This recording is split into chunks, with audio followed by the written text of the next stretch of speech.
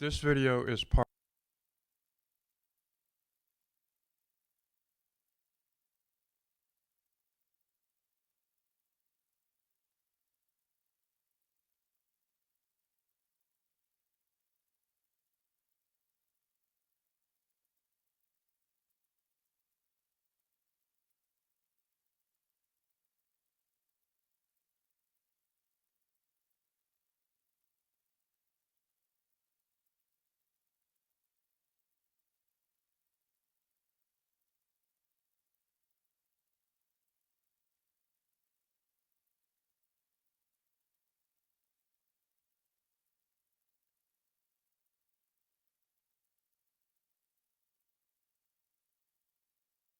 This video is part of a series on safety and teamwork. Goal 1 is to prevent injury and loss of work time. Goal 2 is to promote the importance of teamwork. This video shows ways of working safer, smarter, more efficiently. Working safely keeps you and the rest of your team safe, as well as anyone who may be in the area while you are loading or unloading. Liftgate safety. This is a good time to read all the warnings and instructions on the side of the truck. All the lift gates have different capacities, so make sure to include the weight of the people riding on the lift when calculating the capacities. Now it's time to get to know the controls. There are two buttons that turn. The top one controls the angle of the lift so you can get it level. The bottom one raises and lowers the lift. Now that you're ready to load, use the tilt button to lower the lift down to a level position. Once the lift is tilted all the way down to a level position, you can now use the other button to lower the lift down to the ground. Once the lift is all the way down to the ground, use the tilt button again to angle it down flat to the ground. The inside controls are similar, but with 3 buttons instead. First, use the bottom button to lower the lift all the way down to the ground. Once the lift is all the way to the ground, you can use 2 fingers to push the bottom and the middle button at the same time to tilt it to the ground. To come up is the same idea but in reverse. First, press both buttons to tilt the lift up to a level position. Once it's level, release the middle button and hold just the top button to raise it up. Tilt up, level, and raise it. Another thing to keep in mind is the gap and things hanging off the edge. Make sure your feet are not hanging off and are fully on the lift. This is the proper way to stand on the lift, with your feet fully on it, away from the gap. Another thing to keep in mind is never step on or off the lift while it is moving. Wait until it is fully up or fully down before stepping on or off. When loading the lift, make sure and plan your route. Move on the lift as little as possible. There are edges where you could easily fall off. Whoever is in charge of the controls needs to have good communication and clearly announce when the lift is moving.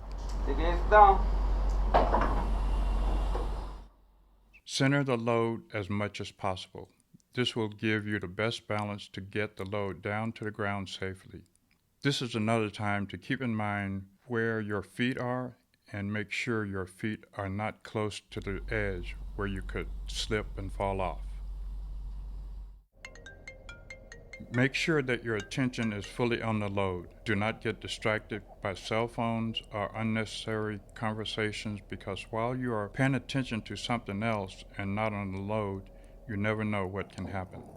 If you do find yourself in the unfortunate position of having a load go away, let it go. Chasing after a load is dangerous, and saving a load is not worth your safety. The first thing to keep in mind when you're pulling up to any area is to avoid any pedestrians or traffic in that area.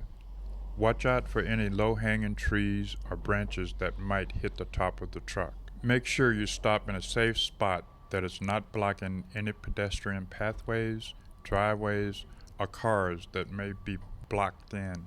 You may need a co-worker to get out and help guide you. This is also a good time to make sure that your flashers are on. Make sure to pull forward enough so that there is room in pedestrian pathways when the lift is down. Now that you've got the truck in a safe place, make sure you establish your safety zone around the lift. Make sure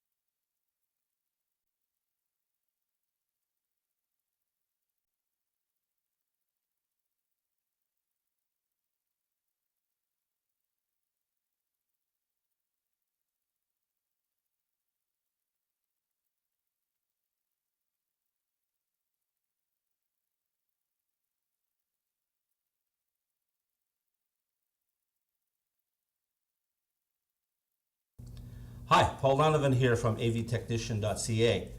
I did a video recently where I introduced you to gaff tape. Gaff tape's great, but some of the people said I didn't tell you how to use it. Well, that is a pretty important thing when you're working in the world of AV. So I'm going to show you a little bit about how to use gaff tape. As an AV technician, one of the things we work with is cables. And a lot of times we have to run the cables along the floor. A lot of the hotels and conference centers and meeting locations, they don't want cables left running loose because it's dangerous. There's a liability of somebody tripping. And when you're working as an AV technician, it's also important to have the material that the wire is taped down, or sometimes we even use a mat. Today I'm going to show you how to use gaff tape. So for example, when you're trying to lay down cables, the classic example of a lot of things you're going to be laying down is you're going to have an AC power cable. And this is my delightful orange one, which everybody laughs at me about. You're probably going to have a fatter cable, like a VGA cable, such as this one. VGA is often the cable used to run to a projector. And then you're going to have microphone cables. This one here is a nice green cable. And you have a microphone cable that needs to be laid down. And so it's important that you get these wires laid down on the floor. So you have to actually work hard to try to get them nice and flat. And sometimes in the hotels when you work, they do like to see perpendicular lines. They don't like to see them running diagonally. And if you do run them diagonally, they like to see them in a straight line. A lot of times it's all about the aesthetics in hotels and conference centers. So when you're doing it, you're going to run the cable along the wall, and then you're going to be bringing it out to where you're taking it to, say to a projector table or to a podium. You need to get the cables to lay flat.